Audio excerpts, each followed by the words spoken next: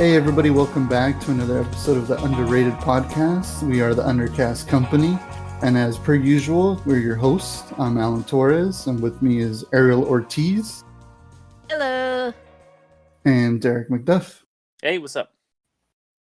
And today we're going to be talking about an animated film. I don't think we've done one. Have we before? We did. Fucking my space and this Tiny AE. Oh yeah, Tiny. That's right. That's anime. No, That's an animated. or animated. We've done a couple of animated, haven't we? Just Tiny AE, I think. That's the only one. That's the only one. That's the only one. And we only need to did bring one in other some more. foreign film. Yeah. Yeah. Mm-hmm. Yeah. Suicide Club. Yeah, but this one's a double one. Then it's an animated film, and it's an adult film, and it's a foreign film. So boom, we got three in it right there and there.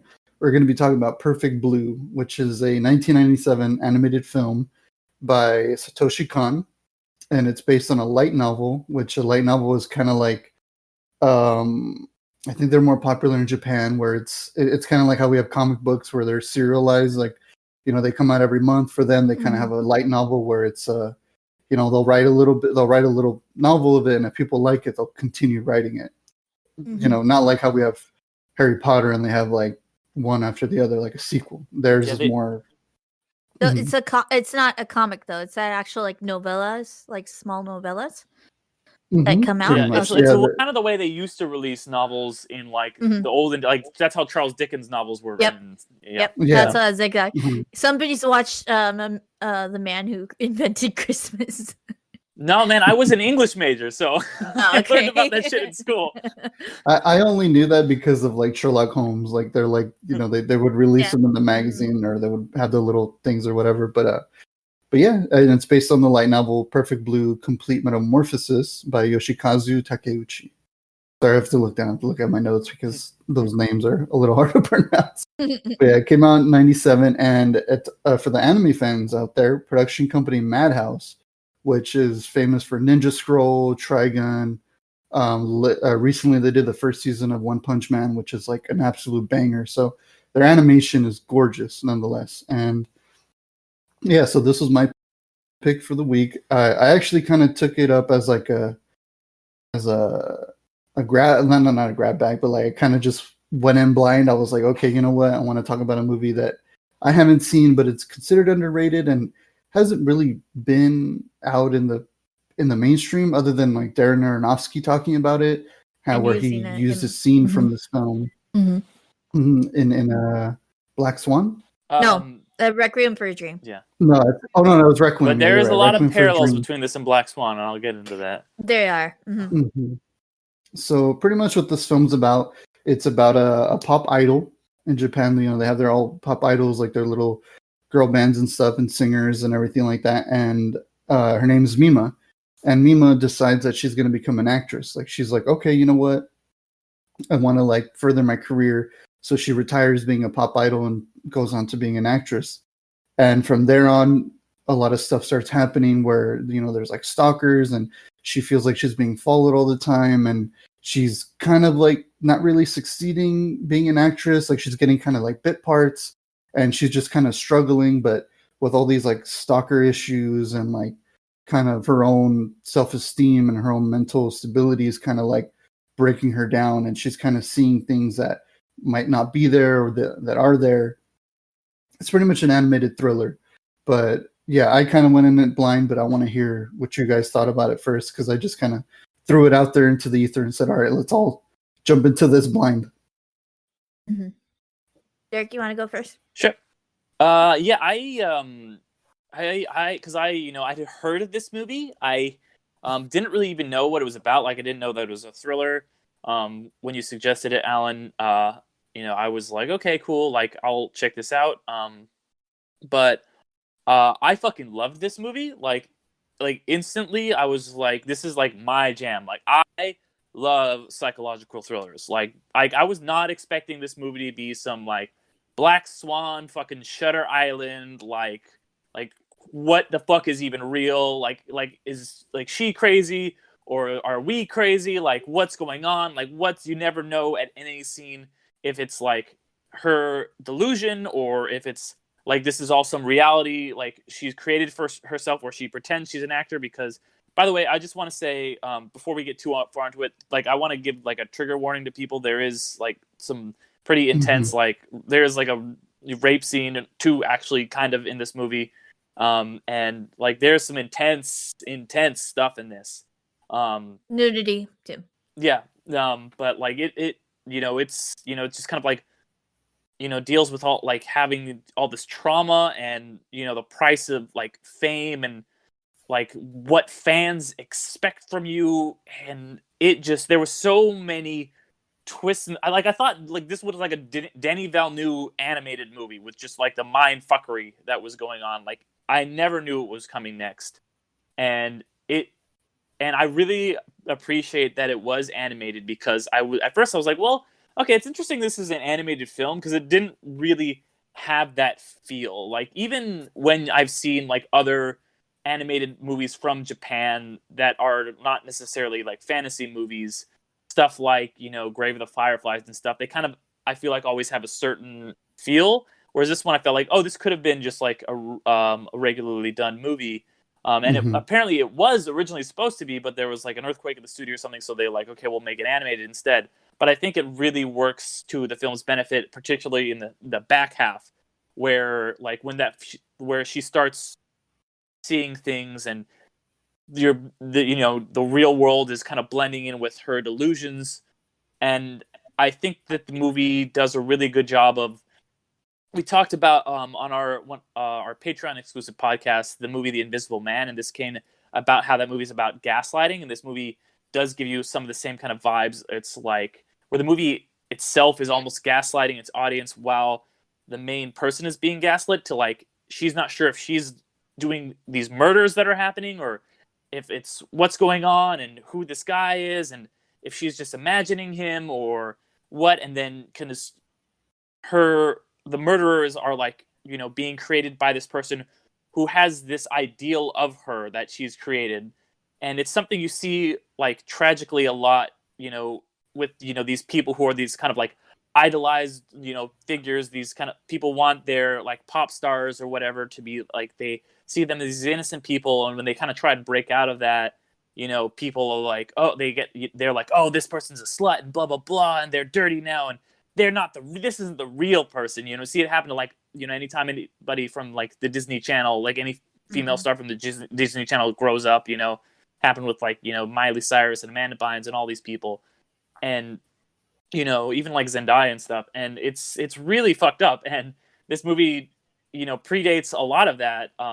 But it really captures that like horrible like culture and then on the other side it's like you have these people that are pushing her to do these things that are really far in the other direction. They're like, okay, you're an actress, you're a serious actress, you got to be in this like rape scene now. And it's just like she starts to lose her sense of self and she's not even sure who she is anymore because of like she doesn't know where she ends and where the perception of her, the real Mima, begins. And she gets lost in all that. And it's a really interesting examination of the psychology of that. And like, it's one of the first times I ever feel like I don't even know if I can properly articulate like all the intense and interesting themes that went on in this movie because there's so much.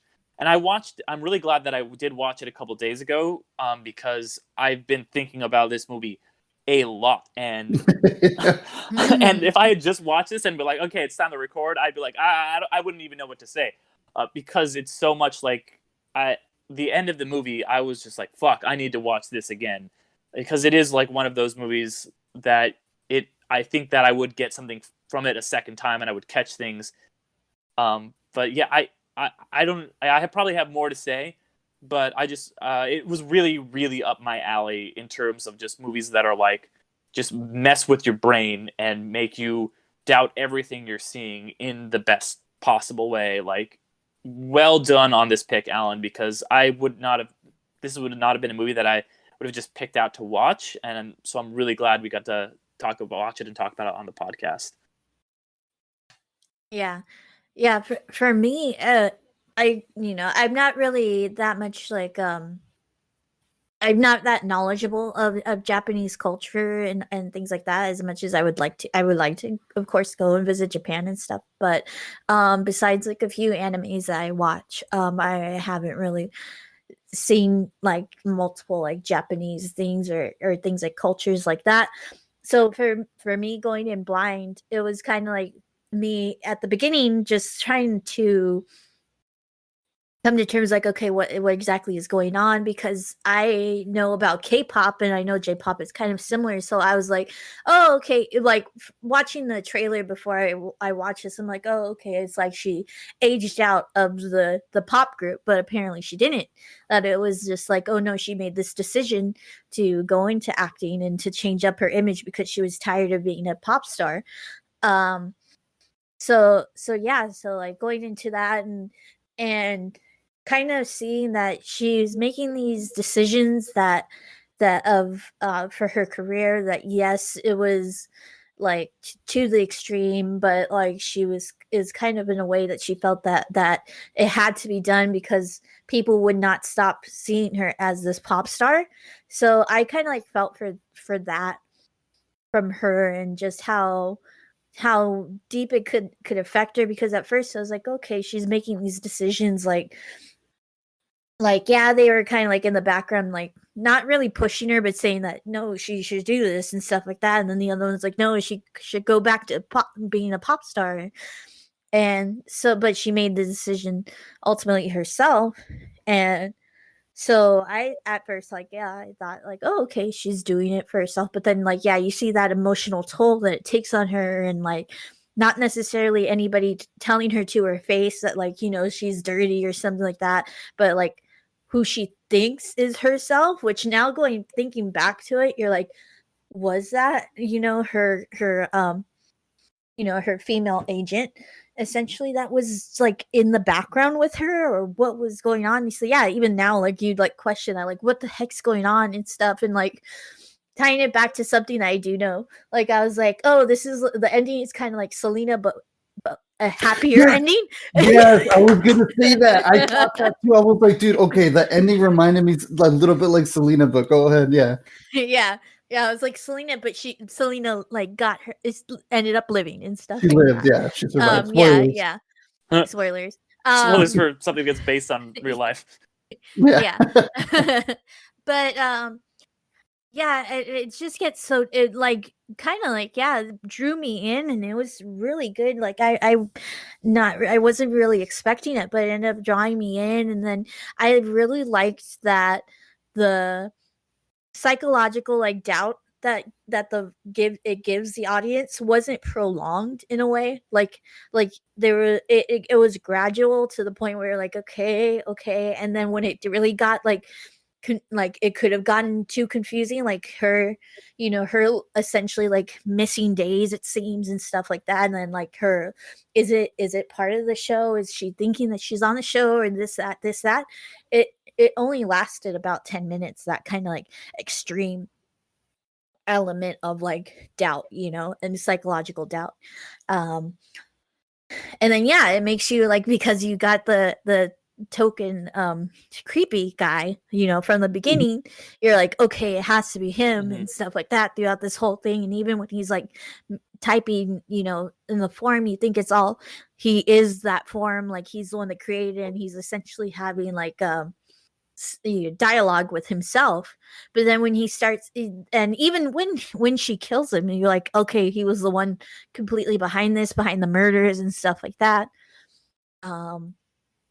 But then yeah, essentially like it turns out to be like her female agent, and you're like, oh shit.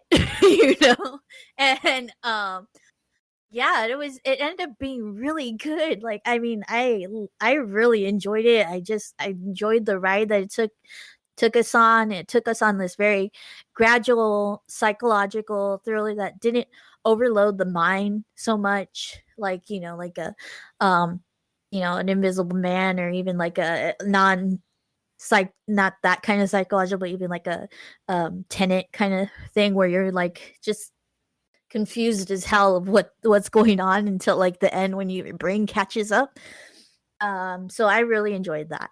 And yeah, the jump I got a jump scare from when like the stalker guy, like she turns around and the stalker is there. I like had a jump scare, so that was really nice. But yeah. But yeah, I mean, you guys jumped on a lot of stuff that I was gonna mention. I loved it too. I was super into it. Like, I mean, it was something I had on my watch list for many years. I think even since like the early 2000s when I was getting into anime. But a lot of people, well, not a lot of people, I think reading about it, it just sounded very like intense, and I was like, I don't know if I'm ready for that. I kind of want to, because the one big thing when I got into anime was that I learned that the Japanese are no way similar to us over here in the States with their animation, where they fucking push the boundaries, where like I said on the Alita Battle Angel episode, there's a scene where like in the OVA, a dog gets absolutely fucking blown up, like blood, guts. It's so graphic for an animation, and that I think I watched that when I was like 11 or 12, and I was like, oh shit, yeah, this is not at all what I was like, because I was watching Pokemon and then Yu-Gi-Oh, and then I was like, fuck it, let's watch Alita Battle Angel or Battle Angel Alita or whatever, and then this dog explodes, and I was like, oh, okay, the Japanese don't fuck around. Cool.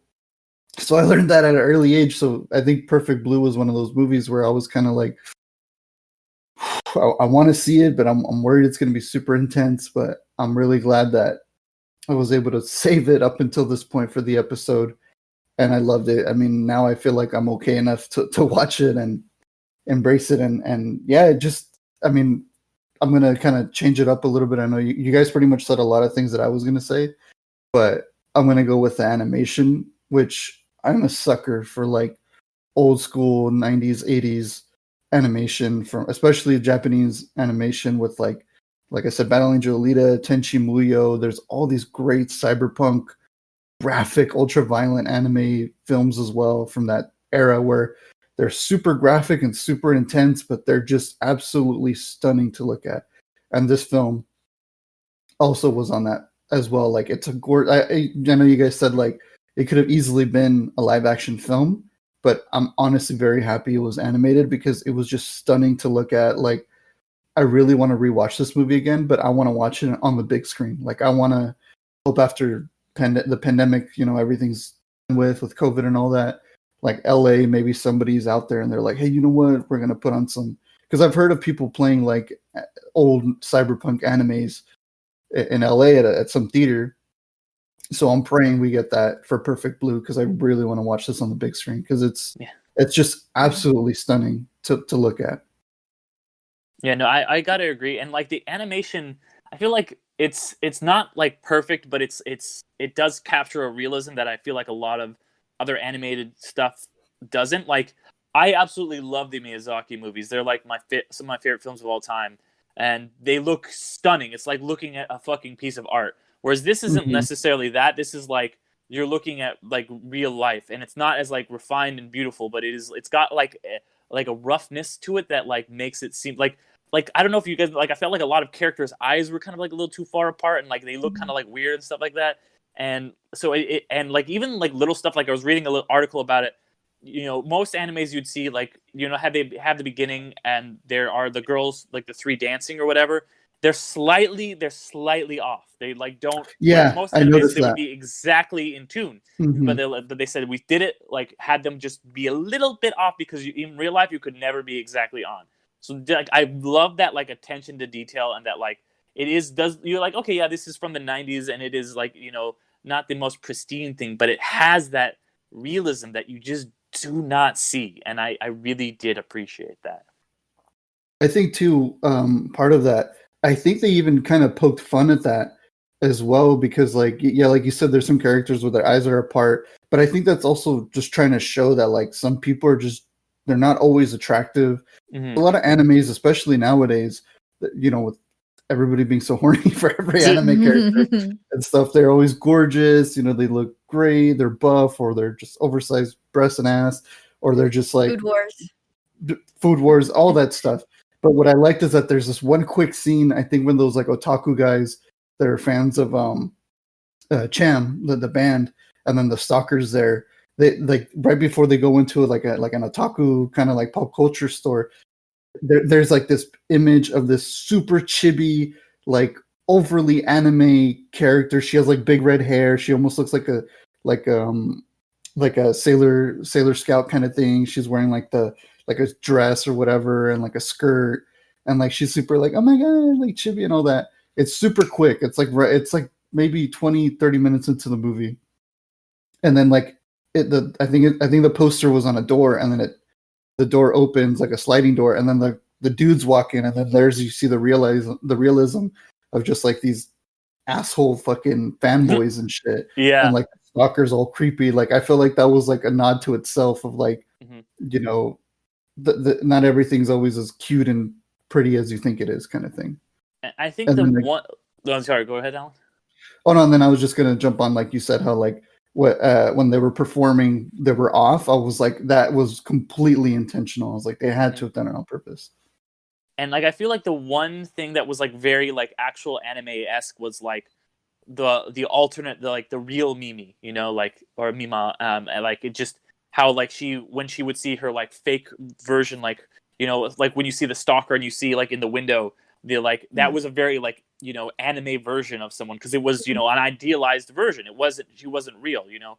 And I think she had the twinkle. Yeah, exactly. She had like the little, you know, anime twinkle, and because it was an idealized, impossible version of a person. And I really like the kind of dichotomy, you know, because it's something that comes up a lot in psychological thrillers of like a person and an idea of a person. And I think that what this movie did, like, I really love psychological thrillers, but there's very few. I can name on maybe one hand the ones that I like. I'm like, yeah, this is like one of my favorites, because they are so hard to pull off, because the ending has to be like, like, I think the endings are the hardest part. Like a movie that I really, really like, for example, Prisoners, the ending is just fine. Like, it just kind of, it's like, oh, and here's the thing. There's not, like, twist is kind of just like, yeah, fine, whatever. Like, it just kind of ends. Like, it's a really good movie, but like, the ending is just like, and then everything you expected kind of just happens. Whereas this one, like, this ending is perfect, and it's a very, very difficult thing to kind of pull off that ending that just like perfectly resolves everything, and it both makes sense and surprises you. You're like, okay, of course it would be her agent, because she's the only person that she was talking to that said the thing. Like, there's no way the guy would ever know those details. She was the only person around. It makes sense when you think back on that. And then she was pushing the return to pop star and stuff like that. Yeah, exactly. So it makes total sense, but you don't think about it when you're watching it at the time, because you're distracted by this stalker guy. And so it's really, there's very few movies that have given me such a sense of satisfaction at the end of a thriller like this. This one's an all-timer for me for that. Yeah, and it was very satisfying too, because like, besides her surviving and stuff like that, she did in the end up getting what she wanted. Like, you know, when she was walking out of the hospital, like, you know, the nurse is like, did you see who that is, and stuff like that. So she ended up getting to push through, and it's alluded to that she became that star that she's always wanted to, and broke that mold that people had, or that concept that people had. So in a sense, like, it's even metaphorical that she like kind of like beat the person that, you know, was like trying to keep her there, or wanted to keep her there, you know. It's kind of like metaphorical in that way, that she kind of beat that image of herself. Yeah, because like throughout the film, she's like kind of fighting to figure out who she is, like, where she's like, I'm the pop idol, and then she's like, no, I'm the actress, and then she's also like, oh, now I'm like this person, or like, I think she models for a little bit too, and she's just like kind of trying to figure out who she is. And then after the whole filming the rape scene for the film, what was like a film double bind or whatever, it was like a series, like a SVU, essentially.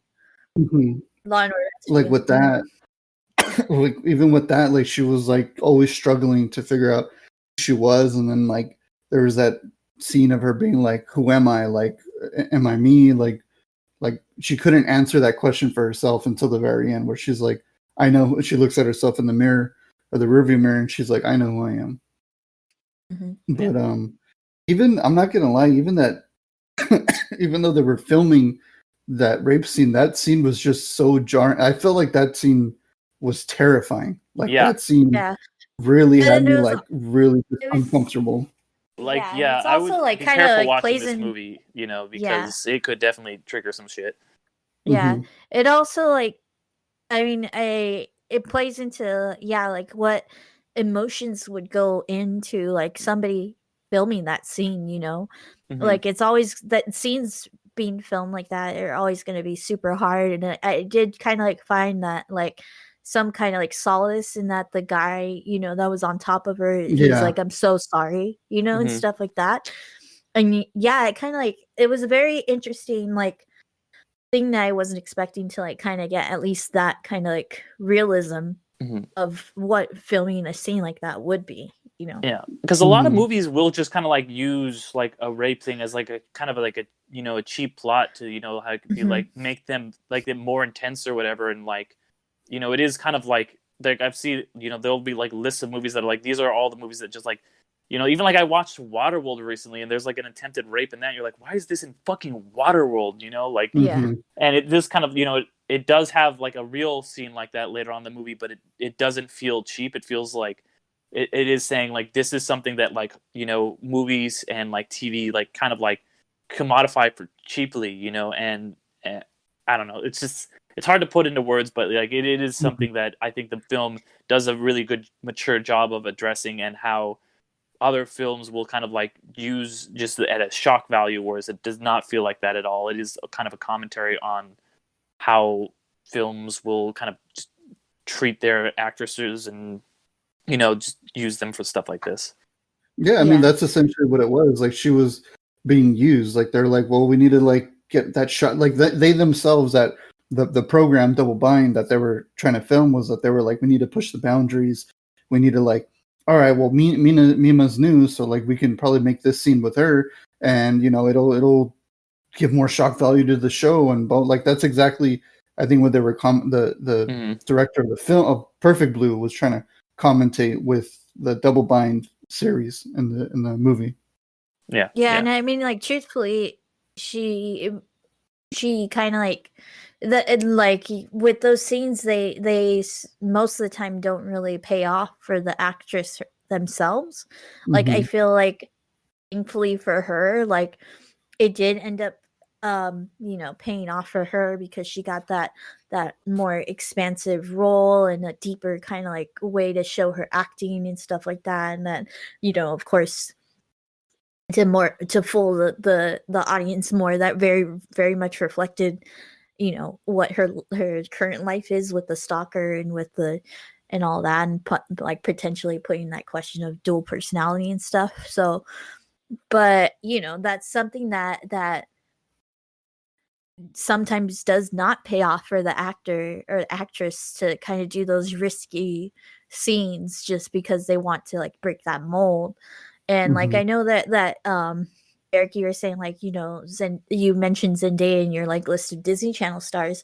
I think for her, actually, she's been able to do it in a similar way that Mima did in this, where she kind of like gradually like showed her maturity. It's kind of more stepwise, and then to the point where now she kind of has those like more intense scenes. I know like she has some intense scenes in like Euphoria and stuff like that, but it's in a way where she kind of like she gradually like broke out of that Disney Channel like kid role, because specifically from like things like Euphoria and stuff. So yeah.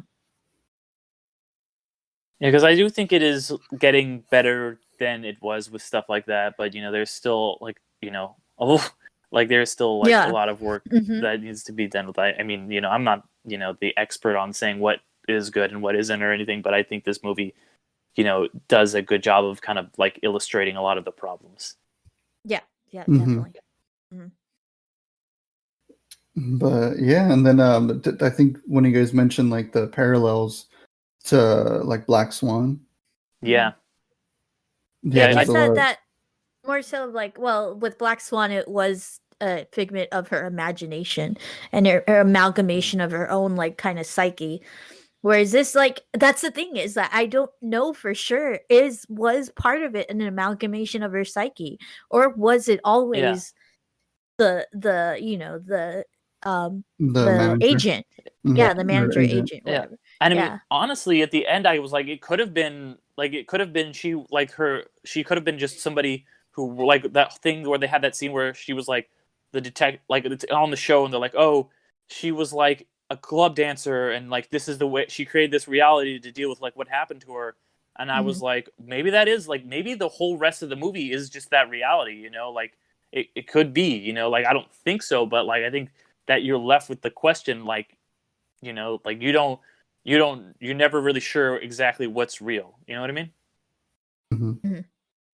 Yeah, like you were saying with Black Swan, though, like I think, you know, something that, you know, Aronofsky, who obviously he said that this wasn't directly inspired, but I think it, you know, maybe subconsciously, because it is like, you know, a story about a, you know, female entertainer who desires to be taken more seriously, and then is kind of like, you know, sexually kind of taken advantage of and put in these situations that are, you know, borderline abusive, definitely abusive in Black Swan, and kind of like has these dual identities kind of come out of it.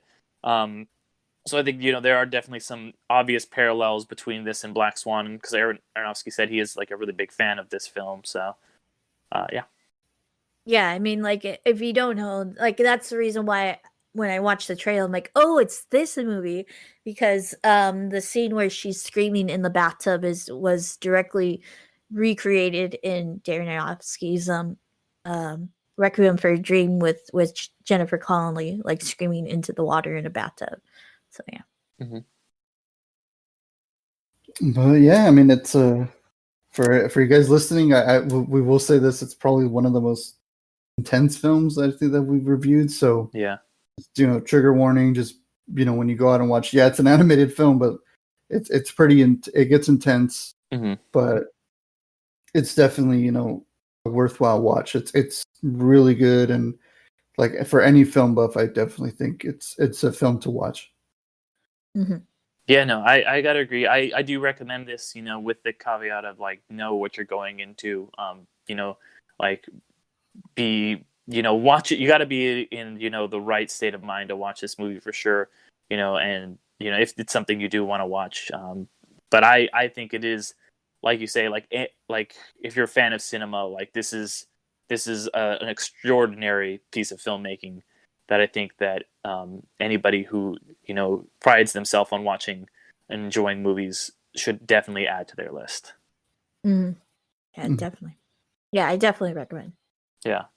And it is, you know, like a movie that is not as well known in the States. Like, I don't think it really got a proper release until, like, because I was looking at all these stuff, and it, like, you know, it didn't really get, I don't think, released until they did a re-release kind of like a couple of years ago in like 2018 or something, but I couldn't find any information on an original US release in the 90s or anything. It looks like it has been just kind of like one of those under the radar movies that like people eventually saw when it came out on DVD and Blu-ray and stuff, but has kind of just floated under the radar for Western audiences. You know, other than like people who are big film buffs, you know, like your Aronofskys and your all those people.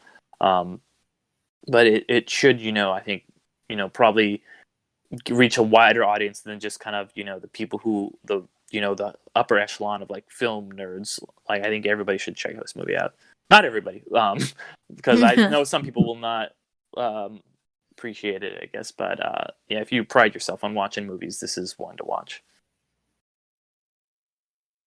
Yeah, well, there you have it. Thank you guys for joining us again. I hope you guys enjoyed the episode. And did you guys want to plug your guys' stuff? Yeah, so I have a podcast that's been coming out. It's the first day of every month. So the first, it's called "You've Never Seen It?" ? It's on any podcasting app that you stream from. Just look for the Lady in Green Screaming. It's essentially me introducing my fellow castmates right here, or the bro, to a movie that they've never seen, but it's considered a piece of pop culture. The latest episode is I actually had Alan here watch the Goonies for the first time. So that one's the one that just came out. So please just go and give it a listen and enjoy. Yep, and then while you're at it, check out, I got a show called Gateway Episodes where people either introduce me or I introduce people to kind of iconic TV shows, based on watching one episode, and we see if that's something we'd want to get into. And then also we're going to be there's this other kind of podcast that updates pretty infrequently that we do called Infinity Stones and Dragon Bones, where we talk about the MCU, but with WandaVision wrapping up, I know this is, as we're recording it, it's going to be the last episode comes out tomorrow, so I'm going to probably watch that at midnight tonight. But we'll be, by the time this episode is out, we should have our WandaVision episode out, so go ahead and give that a listen. So, yeah. Definitely, and then I think we kind of mentioned it, or we didn't mention it, but me and Derek were kind of talking about it.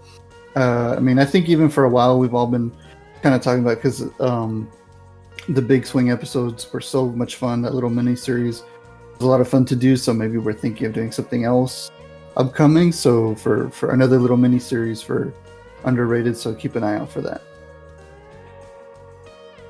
Cool. Well, thank you everybody for joining us. I appreciate it.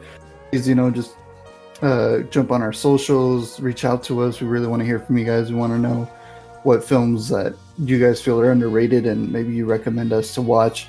So, big thanks to everybody listening out there. We really, really appreciate it. And we just want to hear from you guys. So, yeah, thank you so much. Yeah. See you in another life. Thanks for being amazing. Take it easy, everybody.